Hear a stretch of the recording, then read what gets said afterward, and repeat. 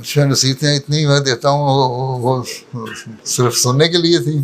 کوئی آج نئی نصیحت کرنی ہے، وہی نصیحت جو ساروں کے وہی ان کو ہے کہ پہلے اپنے عمل کو درست کریں.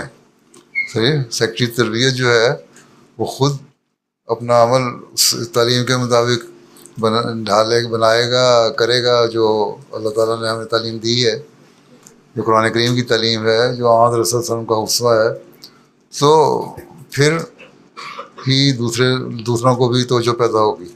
تو جب آپ اپنا عمل سے نمونہ دکھا رہی ہوں گی، خود اپنی مثالیں قائم کر رہی ہوں گی، تو خود بغیر کہے، بغیر تربیت کے لیے کوئی تقریر لمبی کیے، خود ہی اللہ تعالیٰ لوگوں کی توجہ اس طرح پیدا کرے گا کہ وہ اپنے اعمال ٹھیک کریں اور اپنی اصلاح کریں اور جماعت کے لیے مفید وجود بنیں اور کسی طرح جماعت کی بدنامی کا باعث نہ بنیں.